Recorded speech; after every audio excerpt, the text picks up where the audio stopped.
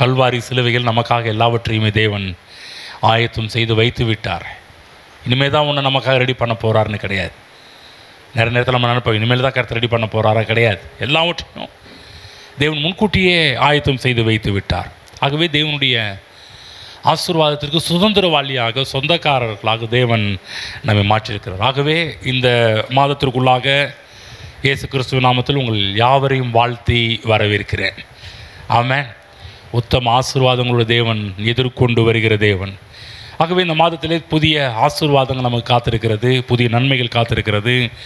ஆசீர்வாதத்தின் மாதத்திற்குள்ளாக நாம் கடந்து வந்திருக்கிறோம். நம்ம அந்த மாதம் ஏதோ தரித்திர மாதம், கஷ்ட மாதம் கிடையாது. ஆசீர்வாதத்தின் மாதத்திற்குள்ளாக வந்திருக்கிறோம். வேதத்திலே வாக்குத்தத்தங்கள் எல்லாம் கிறிஸ்து இயேசுவுக்குள்ளாக ஆம் என்றும் ஆமேன் என்றும் இருக்கிறது என்று வேதத்தில் போடப்பட்டிருக்கிறது. அப்போ கிறிஸ்துவுக்குள்ளாக இந்த வாக்கு தத்துவம் அந்த வாக்கு தத்துவம் என்று எதுவும் கிடையாது. எல்லாமே அவருக்குள்ளாக ஆமேன் என்று இருக்கிறது. ஆமேன்.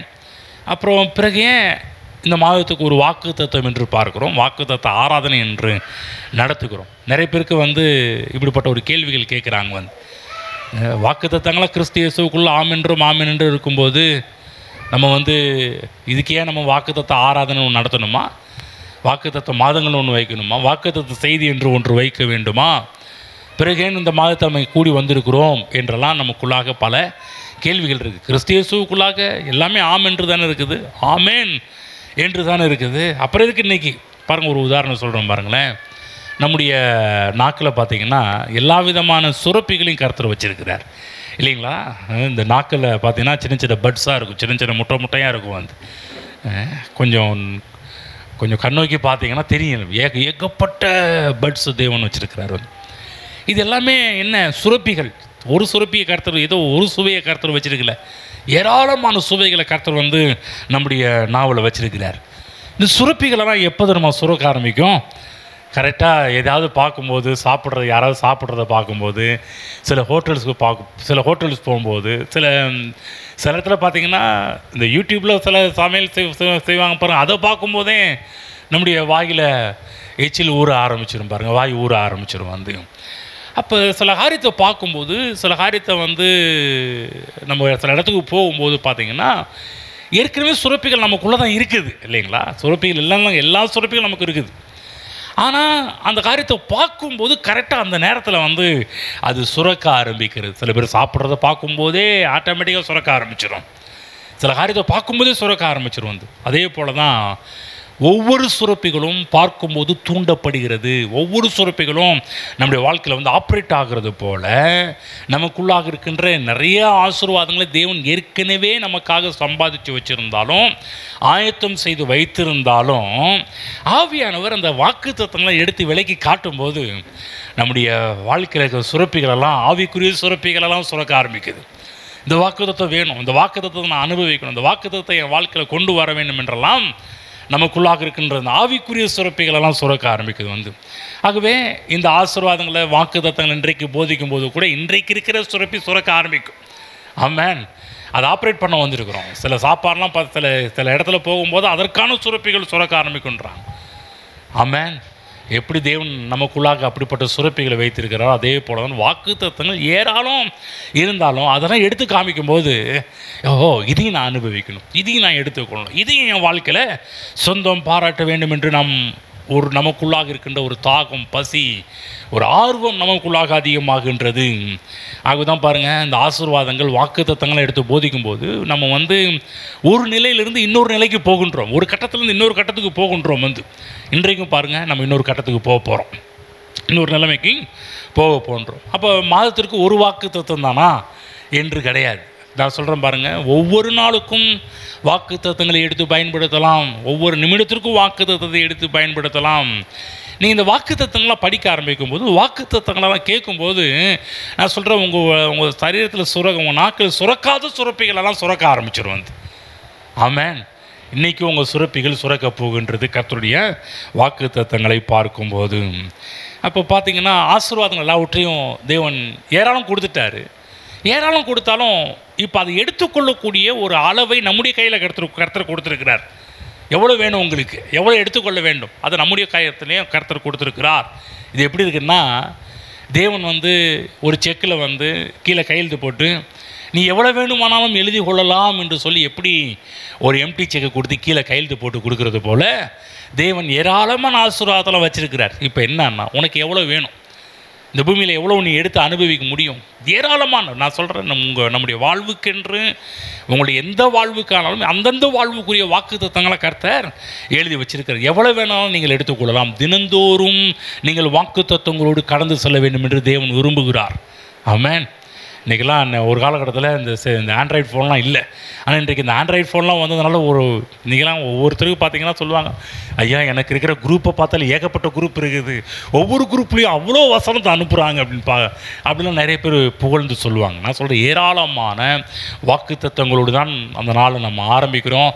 ஆனால் அவைகளை எடுத்து சொல்லும்போது, எடுத்து பேசும்போது, எடுத்து தியானிக்கும் போது தான் சுரப்பிகள் சுரக்க ஆரம்பிக்கிறது.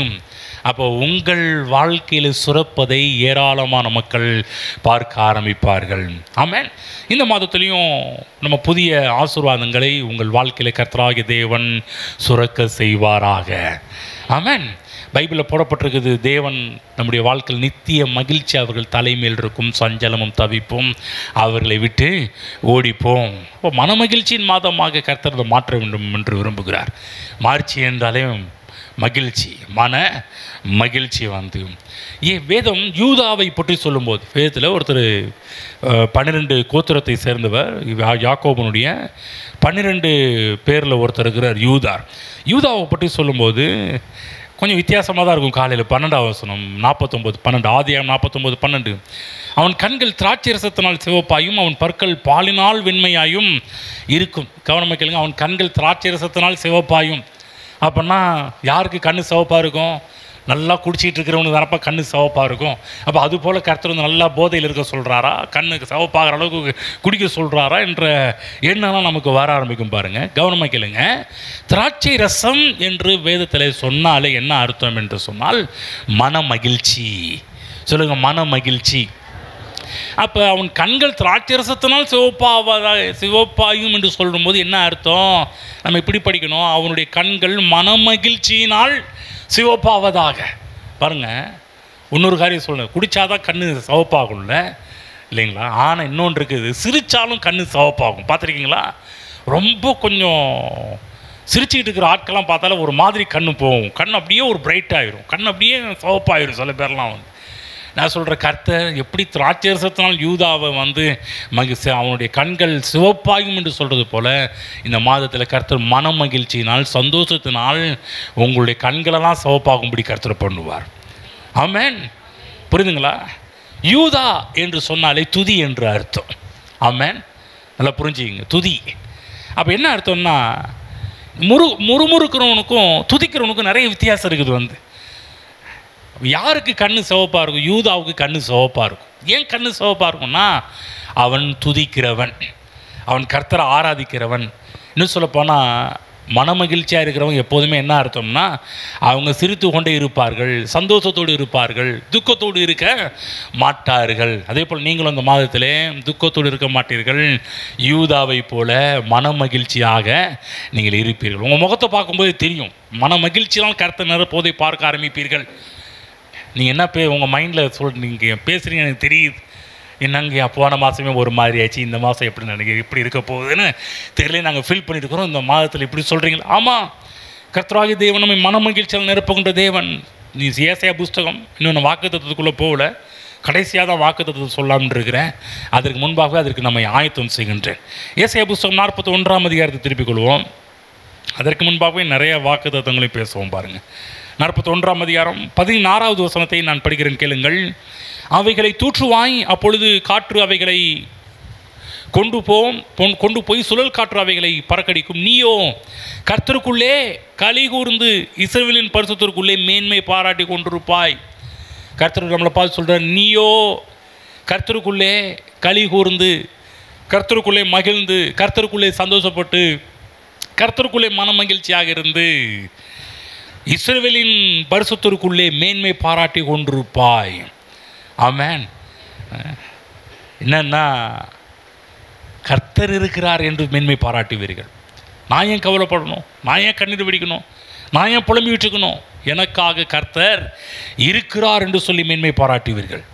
வெளியே ஒரு பெரிய யுத்தமே நடந்து கொண்டிருக்கலாம், வெளியே பெரிய பிரச்சனை நடந்துக்கிட்டு இருக்கலாம். சொல்லுவாங்கள்ல, என்னங்க வெளியே இவ்வளோ பிரச்சனை இருக்குது, வாழ் கூலாக இருக்கிறாரே, வெளியே பெரிய பூகமே வந்துக்கிட்டு இருக்கலாம் பாருங்க.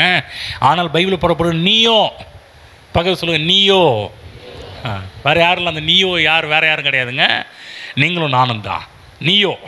நீயோ எப்படிப்பட்டவங்களா இருப்ப? என்ன சொல்கிறான்னா, வெளியே உனக்கு எது வேணாலும் நடக்கலாம், வெளியே எந்த பிரச்சனையும் வரலாம், ஆனால் உள்ளே அதை பற்றியெல்லாம் கவலைப்படாமல் மன மகிழ்ச்சியாக இருப்ப, சந்தோஷமாக இருப்ப, களி கூறுவாய். அதை சொல்லப்பட்டிருக்கு இல்லையா? அவைகளை தூற்றுவாய், அப்பொழுது காற்று அவைகளெல்லாம் கொண்டு போகும், அவைகளெல்லாம் எடுத்துகிட்டு போகும். சுழல் காற்று அவைகளை பறக்கடிக்கும். உங்கள் வாழ்க்கையில் எழும்புகிற பிரச்சனை கஷ்டங்கள் எல்லாவற்றையுமே ஒரு காற்று வந்து தூக்கிட்டு போயிடும். அதை சொல், நீயோ கர்த்தருக்குள்ளே களி கூர்ந்து. ஆமென். அப்போ இந்த மனமகிழ்ச்சி பார்த்தீங்கன்னா உங்களுக்கு எதிரானது எல்லாவற்றையுமே தவிடு பொடி ஆய்க்கிறோம், ஒன்றுமே இல்லாமல் ஆய்க்கிறோம் வந்து. ஏனென்றால் நீயோ தேவனோடு இணைந்திருப்பாய், பரலோகத்தோடு இணைந்திருப்பாய், மேன்மை பாராட்டுவாய். அதுதான் இங்கே இருக்கிற நீங்கள் எல்லாம் சாதாரண ஆட்கள் கிடையாது. நம்முடைய கனெக்ஷன் எங்கே இருக்குதுன்னா தேவனோடு கனெக்ட் பண்ணப்பட்டிருக்கிறோம். பக்கத்தில் சொல்லுங்கள், நீங்கள் தேவனோடு கனெக்ட் பண்ணப்பட்டிருக்கிறீர்கள், பரலோகத்தோடு இணைக்கப்பட்டிருக்கிறீர்கள். புரியுதுங்களா? நீங்கள் வந்து தனியால் கிடையாது, சாதாரண ஆள் கிடையாது. நமக்கு நம்முடைய கனெக்ஷன், சில சொல்லுவாங்கள்ல, இவங்களுக்கெல்லாம் பெரிய பெரிய ஆட்களோடு தொடர்பு இருக்குதுங்க அப்படின்னு சில பேர் சொல்லுவாங்கள்ல, அது மாதிரி நான் சொல்கிறேன்.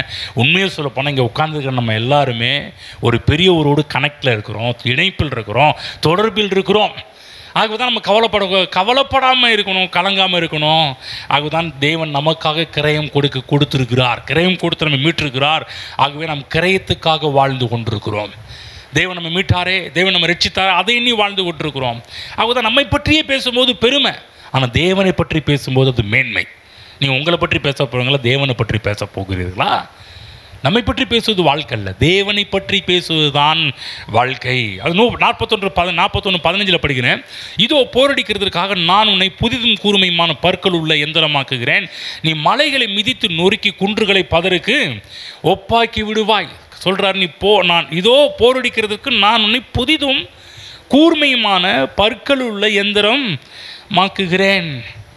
என்ன சொல்கிறாருன்னா, புதிதும் கூர்மையுமான கர்த்தர் நம்ம எல்லாரையும் என்ன பண்ணுறாராம், பழைய மெக்கானிசம் கிடையாது, பழைய டெக்னாலஜி கிடையாது, பழசு கிடையாது, புதிதும் கூர்மையுமான நியூ டெக்னாலஜி. என்னதுன்னா, இதுவரை கிறிஸ்தவர்கள் வந்து அழுது புலம்பி கர்த்தர்கிட்ட ஏதாவது பெற்றுக்கொண்டிருப்பாங்க வந்து. ஆனால் தேவன் சொல்கிறார், இனிமேல் நீங்கள் அழுது புலம்பி பெற்றுக்கொள்ள வேண்டிய அவசியம் கிடையாது. இனிமேல் உங்களுடைய ஆயுதம் அழுது ஆர்ப்பாட்டம் பண்ணுற ஆயுதம் கிடையாது. நிறைய நேரத்தில் பாருங்கள், இந்த பிள்ளைங்க இந்த அழுதே ஒரு வழி பண்ணிடுவாங்க பாருங்கள். என்ன பண்ணுறது, இந்த அழுவையை நிப்பாட்டுறதுக்குன்னே பெற்றோர்கள் ஏதாவது கொடுத்து, ஏதாவது செஞ்சு, ஏதாவது மழுப்பி, ஏதாவது செஞ்சு தான் சைலண்ட் ஆகணும். வந்து கர்த்தர் சொல்ல, இனிமேலும் உன்னுடைய ஆயுதம் பழைய ஆயுதம் கிடையாது. இதுவரை கிறிஸ்தவங்க வந்து இந்த ஆயுதத்தை எடுத்து பயன்படுத்தியிருக்கலாம், அழுது புரண்டு கத்தி கூச்சல் போட்டு ஏதாவது. நான் சொல்கிறேன், இனிமேல் வந்து உங்கள் ஆயுதம் அழுது ஆர்ப்பாட்டம் பண்ணுற ஆயுதம் கிடையாது, ஆர்ப்பரித்து களி கூறுகிற ஆயுதம். புதிதும் கூர்மையுமான ஆயுதம் என்ன? மன மகிழ்ச்சிக்குள்ளே கொண்டு போகிறார், மகிழ்ச்சி ஆக்குறார், சந்தோஷப்படுத்துகிறார், களி கூர்ந்து மகிழ்ச்சி, கர்த்தருக்குள் அவருக்குள்ள மகிழ்ச்சி ஆக்குறார். அப்போ என்ன, எப்படி மகிழ்ச்சி ஆக்குறார் பாருங்கள். இன்றைக்கி வந்து மகிழ்ச்சின்னு ஒரு காரியத்தில் வந்து மக்கள் திளைக்கலை, இன்னும் உள்ளே போகலை. ஏன்னா இன்னும் வந்து பார்த்தீங்கன்னா அவங்க உள்ளத்தை பல கேள்விகளோடு பல தயக்கத்தோடு இருக்கிறாங்க. நான் சொல்கிறேன், இன்றைக்கி ஒரு குட் நியூஸ் சொல்கிறேன் உங்களுக்கு. உங்களுடைய கடந்த காலத்தை எல்லாம் தேவன் மாற்றுகிற தேவன். ஆமென். அதுதான் நமக்குள்ளே ஒரு குதூகலத்தை கொடுக்குது, சந்தோஷத்தை கொடுக்குது. கர்த்தரை பற்றி ஒரு பெரிய ஒரு வெளிப்பாடு நமக்கு என்ன, கர்த்தர் சகலத்தையும் புதிதாக்குகிறவர். எப்போதுமே தேவன் புதிய காரியத்தை பண்ணுறவர் தான் நீங்கள் கேள்விப்பட்டிருப்பீங்க. ஏஸ், ஆமாம், நான் அதை ஏற்றுக்கொள்கிறேன், நான் அது வாக்கு தத்தங்கள்லாம் போதிச்சுக்கிறேன், கர்த்தர் இதோ நான் புதிய காரியத்தை செய்கிறேன் என்றெல்லாம் நம்ம கேட்டிருக்கிறோம். நல்லது, கரெக்டு, ஆமாம். ஆனால் ஒரு நியூஸ் என்னென்னா, தேவன் புதிய காரியத்தை செய்கிறவர் மட்டும் கிடையாதுங்க. தேவன் வந்து நிகழ்காலம் எதிர்காலத்தை மாற்றுகிறவர் மட்டும் கிடையாது, ப்ரெசன்ட் டென்ஸையும் ஃபியூச்சர் டென்ஸையும் மாற்றுகிறவர் மட்டும் கிடையாது. தேவன் உங்கள் வாழ்க்கையில் கடந்த காலத்தில் நீங்கள் இழந்து போன எல்லாவற்றையும் மீட்டு கொடுக்கின்ற தேவன். ஆமென். நல்லா புரிஞ்சுக்கணும் இதை பற்றி. அதாவது என்னதான் புதுசு கிடைச்சாலும், இப்படி ஆயிட்டு நம்முடைய வாழ்க்கையில் இதே இழந்தோமே, அப்படி விட்டோமே, அது போச்சு இது போச்சே, என்ன அதான் புதுசு கிடைச்சாலும் நம்முடைய லைஃப்பில் கொஞ்சம் தொக்கிக்கிட்டு நிற்கும். பழைய இதை விட்டோம் பாருங்கள், பழைய இதையெல்லாம் இழந்து போனோம் பாருங்கள், அந்த இது கொஞ்சம் உள்ளத்தில் ஒட்டிக்கிட்டே இருக்கும். கர்த்தர் சொல்கிறாரு, நீ அதை குறித்து கூட ஃபீல் பண்ண விட மாட்டேன். நித்திய மகிழ்ச்சின்னா அந்த பழைய காரியத்தை கூட உன் கையில் கொண்டு வந்து கொடுக்க ஆரம்பிப்பேன். நீ இழந்து போனதெல்லாம் கொடுக்க ஆரம்பிப்பேன். பாருங்கள், பைபிளில் புறப்பட்டு கர்த்தருடைய வைராக்கியம் இவைகள் எல்லாம் செய்யும்.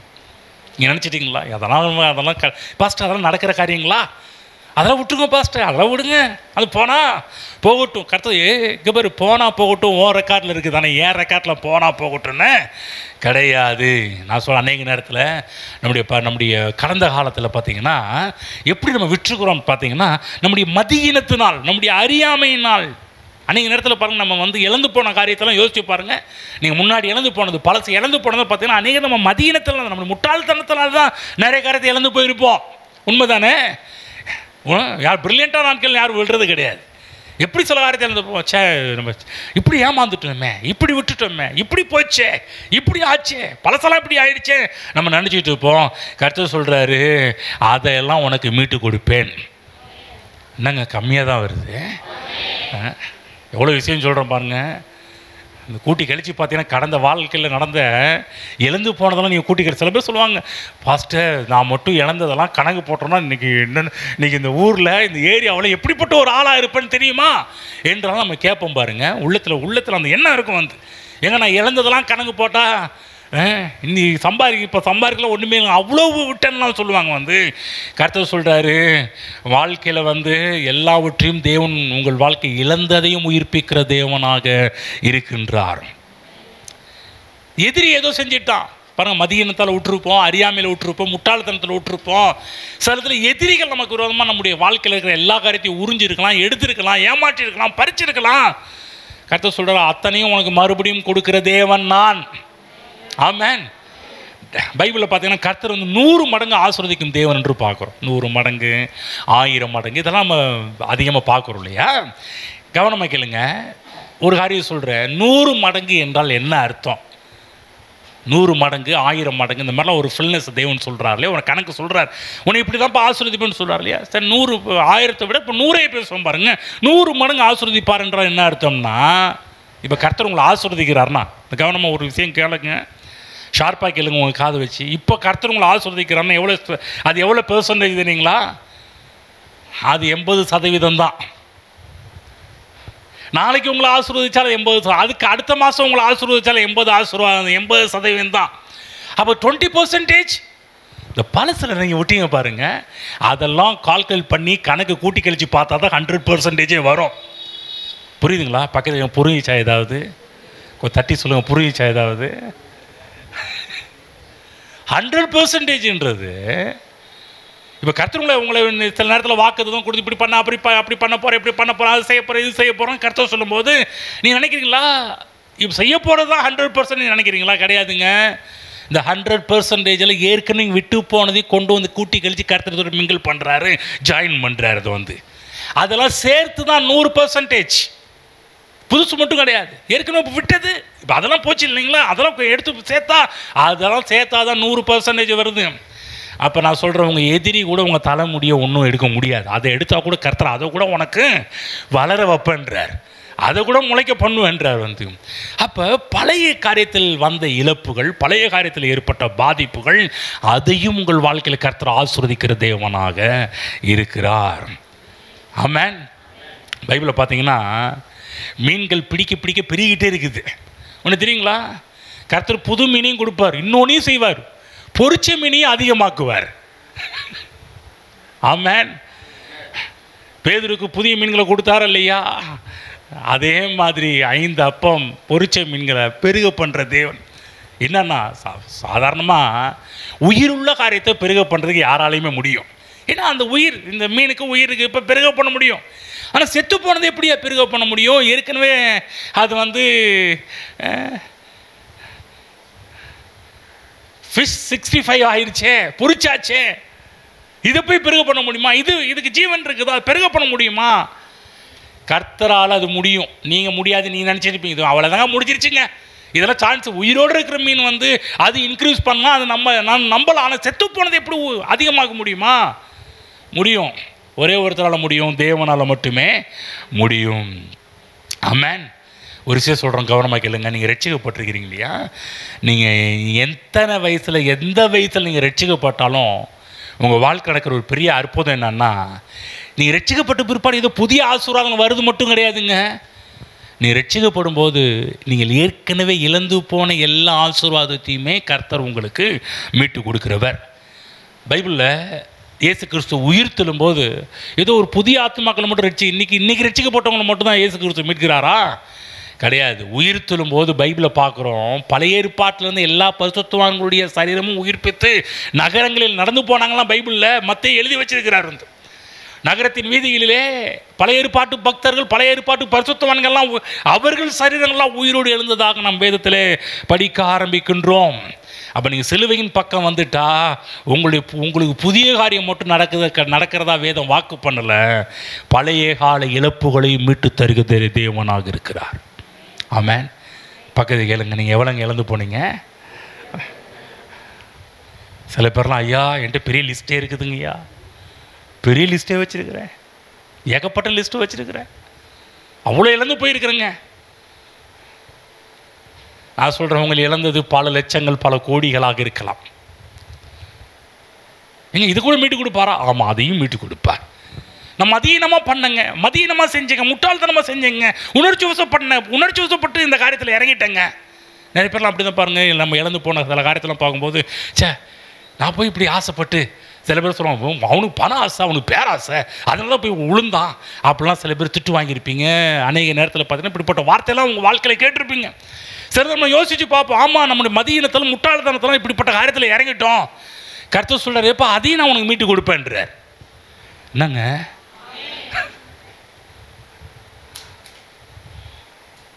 அவரால் முடியுமானா? எஸ், அவரால் முடியும். படிப்போம், வேத பகுதி போவோம். 2 ராஜாக்கள் 8ஆம் அதிகாரம் திருப்பிங்க. 2 ராஜாக்கள் 8ஆம் அதிகாரம். இந்த இடத்துல பார்த்தீங்கன்னா ஒரு அற்புதமான ஒரு சம்பவம். என்ன சம்பவம்னா, எலிசாவின் நாட்களில் நடந்த அற்புதங்களை பற்றி நம்ம பார்க்க ஆரம்பிக்கிறோம். இந்த அற்புதத்தில் பார்த்தீங்கன்னா சூனேமியாள் என்று சொல்லக்கூடியவள் எலிசாவின் ஊழியத்தில் ஒரு மிகப்பெரிய பங்கு பெற்றவள். எலிசாவினுடைய ஊழியத்தில் எலிசாவுக்காக அந்த அம்மா என்ன பண்ணாங்கன்னா, தன்னுடைய மேல் வீட்டையே எலிசாவின் ஊழியங்களுக்காக கொடுத்தவங்க. எலிசா இங்கெல்லாம் ஊழியம் கொண்டு வராரோ, மேல் தளத்தில் வந்து ரெஸ்ட் எடுத்துகிட்டு இலை பாரிட்டு அந்த அம்மா ருசியாக அவருக்காக சமைச்சு வச்சுருப்பார், சாப்பிட்டெல்லாம் போவார். இப்படிப்பட்ட காலகட்டத்தில் அந்த நேரத்தில் குழந்தை இல்லாமல் இருந்துச்சு. எலிசா ஆசீர்வதித்து குழந்தையையும் அவங்க பெற்றுக்கொள்கிறார்கள். பெற்றுக்கொண்ட பிற்பாடு பார்த்திங்கன்னா ஒரு டைமில் பார்த்திங்கன்னா அந்த குழந்தை இறந்துடுச்சு. இந்த குழந்தையையும் அந்த இறந்த குழந்தையையும் எலிசா வந்து உயிரோடு எழுப்பி கொடுக்குறார். இறந்து போன குழந்தையும் உயிரோடு எழுப்பி கொடுக்குறார். கொடுத்த பிற்பாடு எலிசா என்ன சொல்கிறாருன்னா, அம்மா நீ எனக்காக இவ்வளோ பண்ணியிருக்கிற, இந்த தேசத்தில் 7 வருடங்கள் பஞ்சகாலம் வரப்போகுது. ஆகவே நீ என்ன பண்ணு, நீ வந்து ஊழியக்காரன் என்கிற நாமத்து நிமித்தமாக பல காரியத்தை பண்ணியிருக்கிற, ஆகவே உனக்கு நான் பெரிய ஒரு கைமாறு நான் செய்யணும்னு சொல்லிட்டு இவர் என்ன பண்ணுறாருன்னா, நீ என்ன பண்ணு, கொஞ்ச நாள் வெளியே போயிரு, இந்த நாட்டில் வந்து 7 வருஷம் பஞ்சம் வரப்போகுது. ஆகவே நீ உன் பிள்ளையெல்லாம் கூட்டி போய் உன்னைய பாதுகாத்துக்கொள் என்று சொல்லி இந்த அம்மா எலிசா தீர்க்க தரிசனம் சொல்கிறாரு. இந்த அம்மா வெளியே போகிறாங்க. வெளியே போயிட்டு தன்னுடைய இடத்தெல்லாம், தன்னுடைய சொந்த வீடு எல்லாவற்றையும் விட்டு, தன் நிலங்களெல்லாம் விட்டுட்டு இந்த அம்மா வெளியூருக்கு போகிறாங்க. வெளியூருக்கு போன பிற்பாடு திரும்ப 7 வருஷம் பஞ்சத்தை அனுபவிக்கிறார்கள். உங்கள் எல்லாருக்கும் தெரியும் எப்படிப்பட்ட பஞ்சம் அப்படின்னா, பிள்ளைகளே ஆக்கி சாப்பிடக்கூடிய ஒரு பஞ்சத்தெல்லாம் அந்த நாட்களில் பார்க்க ஆரம்பித்தார்கள். இப்படி இப்போ இந்த பஞ்சம்லாம் முடிஞ்சு 7 வருஷம் முடிஞ்ச பிற்பாடு பார்த்தீங்கன்னா இந்த அம்மா திரும்ப ரிட்டர்ன் வராங்க, தன்னுடைய ஊருக்கு திரும்பி வராங்க, தன்னுடைய இடத்துக்கு திரும்பி வராங்க. 8ஆம் அதிகாரம் போய்க்குங்க, நான் படிக்கிறேன் பாருங்க. 8ஆம் அதிகாரம் எடுத்துக்கோங்க. 8ஆம் அதிகாரம் படிக்கிறேன். 1ஆம் வசனத்தில், எலிசா தான் உயிர்ப்பித்த பிள்ளையின் தாயாகிய ஸ்திரியை நோக்கி, நீ உன் உயிரோடு கூட உன் வீட்டாரோடு கூட எழுந்து புறப்பட்டு போய் எங்கேயாகிலும் சஞ்சரி, கர்த்தர் பஞ்சத்தை வருவிப்பார், அது 7 வருஷம் தேசத்தில் இருக்கும் என்று சொல்லி இருந்தான். பார்த்தீங்களா, முன்கூட சொல்லிட்டார். அந்த ஸ்திரீ எழுந்து தேவனுடைய மனுஷன் சொன்ன வார்த்தையின்படியே செய்து தன் வீட்டாரோடு கூட புறப்பட்டு பெலிஸ்தீன் தேசத்தில் போய் 7 வருஷம் சஞ்சரித்தாள். 7 வருஷம் சென்ற பின்பு அவள் பெலிஸ்தீன் தேசத்தை விட்டு திரும்ப வந்து தன் வீட்டுக்காகவும் தன் வயலுக்காகவும் ராஜாவினிடத்தில் முறையிடும்படி போனால். திரும்ப 7 வருஷம் கழிச்சு வராங்க. எப்போதும் பாருங்க, ஒரு இடத்த விட்டு போனாலும் அந்த இடத்த விட்டு சில பேர் டக்குன்னு ஆக்கிரமிப்பு நடக்கிறது போல இப்போ ஆக்கிரமிப்பு நடந்துருச்சு அந்த இடத்துல. படிக்கிறோம் பாருங்க. நேரத்தில் ராஜா தேவனுடைய மனுஷனாகிய வேலைக்காரனாக இருந்த கேயாசியுடனே பேசி, கேயாசி யாரு? எலிசாவுடைய அசிஸ்டண்ட். கேயாசிட்ட பேசிட்டு இருக்கிறார். ராஜா பேசிட்டு இருக்கிறார். அப்போ எலிசா செய்த அதிசயங்களாம் நீ எனக்கு விவரமாய் எடுத்து சொல்லு கேட்குறாரு. எப்பா எலிசான்னு ஒருத்தர் இருந்தாராமே, அவர் என்னென்னலாம் பண்ணார்? நம்ம கேஎஸ்சி கதை கதையாக சொல்கிறார், வண்டியாக சொல்கிறாருன்ற மாதிரி கதை கதையாக சொல்கிறார். இப்படி பண்ணாருங்க, அப்படி பண்ணாருங்க, அதை செஞ்சாருங்க, இதை செஞ்சாருங்கன்னு சொல்லிட்டு இருக்கும்போது அப்போ 5ஆம் வசனம், செத்து போனவனே உயிர்ப்பித்தாருங்க. இந்த எலிசா சாதாரணமான நாள் கிடையாதுங்க. செத்து போனவனே உயிர்ப்பித்தார் என்பதை அவன் ராஜாவுக்கு அறிவிக்கிற போது அறிவிச்சுட்டே இருக்கிறாரு. இதோ பாருங்க, கர்த்தர் எப்படி டைமில் கொண்டு வந்து கரெக்டாக மிங்கிள் பண்ணி எவ்வளோ ஜாயின் பண்ணுறாரு பாருங்க.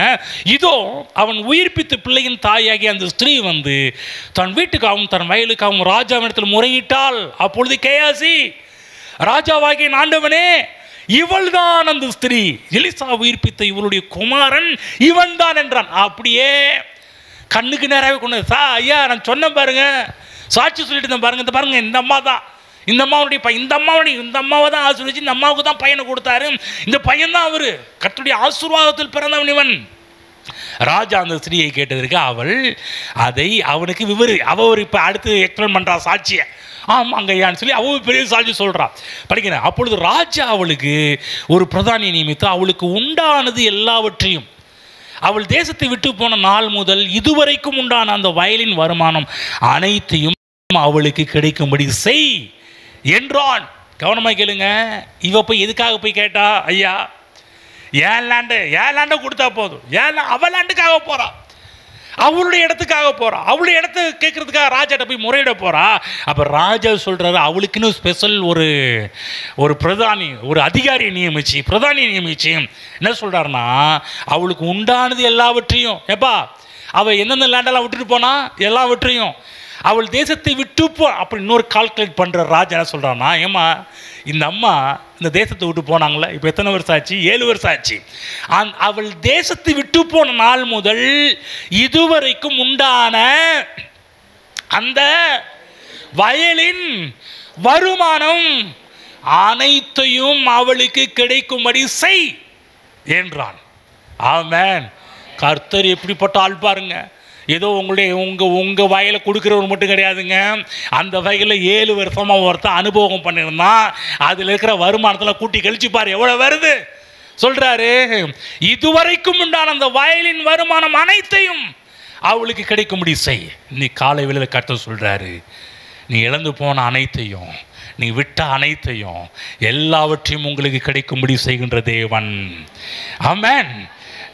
இவ கம்ப்ளைண்ட் கொடுக்கறதுக்காக வரா, தான் இடத்த மீட்கிறதுக்காக வரா. கர்த்தர் சொல்ல, ஏப்பா உன் இடத்த மட்டும் இல்லைம்மா, நீ அந்த இடத்துல நீ 7 வருஷம் என்னென்னலாம் இன்னொருத்தன் எடுத்தான அத்தனை காரியத்தையும் கணக்கு போட்டு கொடுக்குற தேவன் நம்முடைய ஆண்டவராக இருக்கிறார். வயலின் வருமானம் அனைத்தையும். நான் சொல்கிறேன், இப்போ நம்ம ராஜா கிட்ட போல ராஜாதி ராஜா கிட்ட வந்திருக்கிறோம். இந்த பூமியின் ராஜாக்களை இப்படி சொல்லும்போது ராஜாதி ராஜா என்ன பண்ணுவாரேம்மா, ஐயா நீ இழந்து போன எல்லாவற்றையும் உனக்கு கர்த்தர் திரும்பி கொடுக்கும்படி கர்த்தர் செய்கிறவர். கர்த்தர் புதிய காரியத்தை செய்கிறவர் மட்டுமல்ல, நீ இழந்ததையும் எல்லாவற்றையும் கர்த்தர் கொடுக்கிற தேவனாக இருக்கிறார். ஆமென். நம்ம சொல்லுவோம், சரி பரவாயில்ல, இனிமேலாவது நம்ம நல்லா இருந்துக்குவோங்க.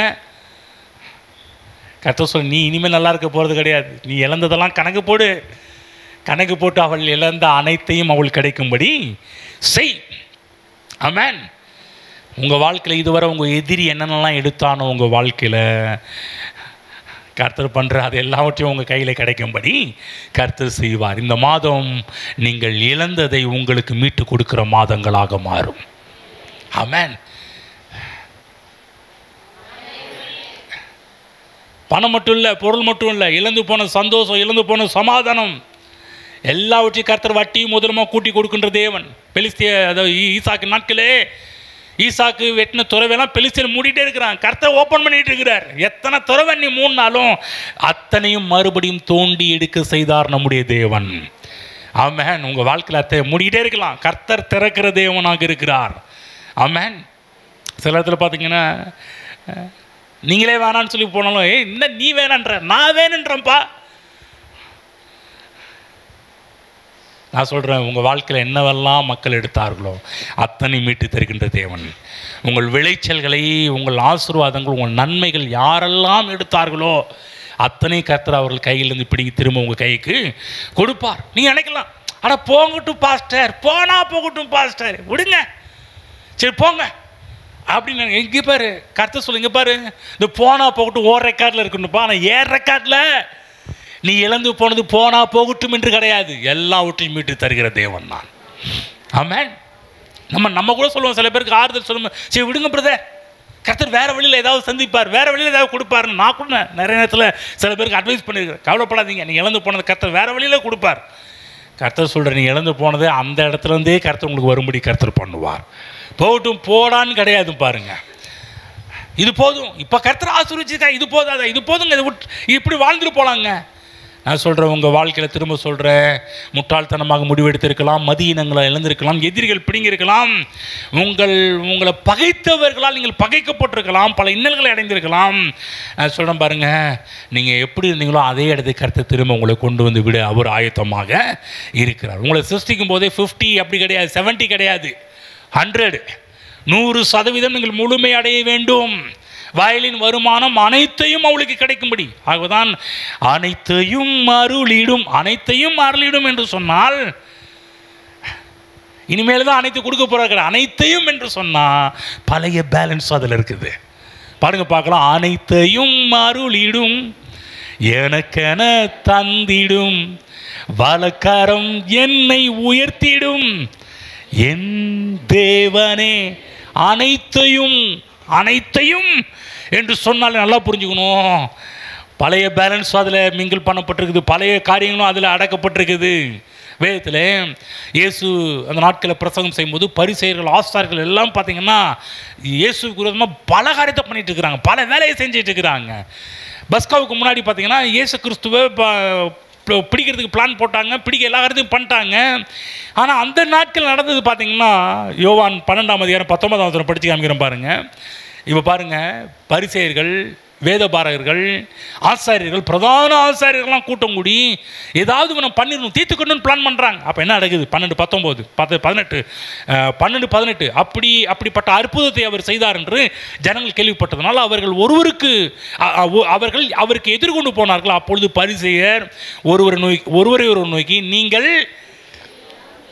செய்கிறதெல்லாம் வீண் என்று அறிகிறது இல்லையா? இதோ உலகமே அவனுக்கு பின் சென்று போயிட்டே என்றார்கள். என்ன பேசுகிறானுங்க? நம்ம இவனுக்கு விரோதமாக பல பிளான் போட்டால், பல திட்டங்கள் தீட்டினா, இவனை எப்படியாவது போட்டு தரணும், எப்படியாவது க்ளோஸ் பண்ண நினச்சிக்கிட்டு இருந்தா நம்ம பண்ணினதெல்லாம் வீணா போச்சே. நான் சொல்கிறேன், உங்களுக்கு விரோதமாக பல எதிரிகள் போடுற பிளான் எல்லாமே வீணா போகும்படி கர்த்தர் பண்ணுவார். பக்கத்து சொல்ல கவலைப்படாதீங்க, உங்களுக்கு விரோதமாக எதிரி போடுற திட்டங்களெல்லாம் வீணாகும்படி கர்த்தர் செய்வார். ஆமென். எப்படி வாங்க, என் கையிலேருந்து காசை வாங்கிடுவானா, என் கையிலேருந்து காசை பிடிச்சிடுவானா பார்க்கலாம். எதிரி பல பிளான் போடுவான், எதுக்காக? உங்களுக்கு திரும்ப கொடுக்கக்கூடாதுன்றதுக்கு பிளான் பண்ணுவான். எப்போதுமே இந்த வாங்க நாட்கள் கொடுக்குற எண்ணமே வரவே வராது பாருங்கள். பல பிளான் போட்டு எப்படி கொடுக்க வேணான்னு பிளான் பண்ணிட்டு இருப்பாங்க. நம்மளும் எப்படி வாங்கலான்னு பிளான், அவன் எப்படி கொடுக்கக்கூடாதுன்னு பார்த்துட்டு இருப்பான். கர்த்தர் பண்ணும்போது பார்த்தீங்கன்னா அவன் போடுற பிளான் எல்லாமே வீணாக போகும்படி கர்த்தர் செய்வார். இயேசு சொன்னார், நீ எனக்கு தந்தவைகளில் ஒன்றையும் நான் இழந்து போக மாட்டேன். ஆமென்.